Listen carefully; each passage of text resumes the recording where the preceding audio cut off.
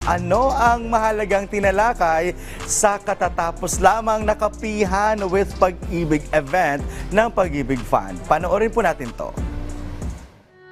Ang Pag-ibig Fund o pagtutulungan sa kinabukasan, ikaw, bangko, industriya at gobyerno ay isang mahalagang institusyon sa Pilipinas na nagbibigay ng tulong pinansyal sa mga mamamayang Pilipino.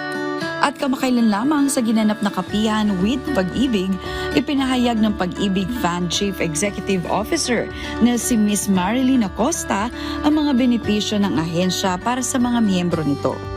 Inilarawan niya ang pag-unlad ng Pag-ibig Fund sa unang kalahati ng taong 2024, kung saan umabot ng 76.45 billion ang naipon na savings mula sa 16.24 milyong miyembro kumpara sa 51.96 bilyong savings noong nakaraang taon.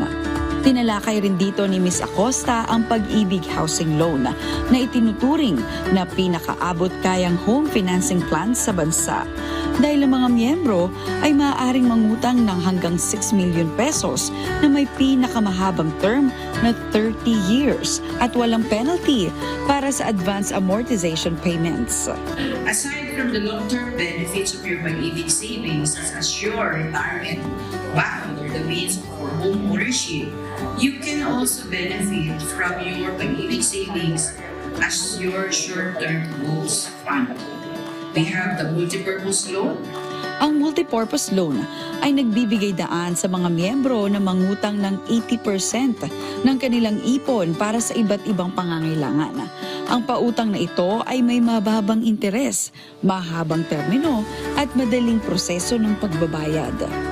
Bukod dito, ay nabanggit rin ni Ms. Acosta ang iba pa nilang programa at inisyatiba, katulad na lamang ng Pag-ibig Regular Savings, MP2 Savings, Pag-ibig Multipurpose Loan, Pag-ibig Calamity Loan, Pag-ibig Acquired Asset, Pambansang Pabahay para sa Pilipino, Home Equity Appreciation Loan, Pag-ibig Loyalty Card, at Health and Education Loan Programs.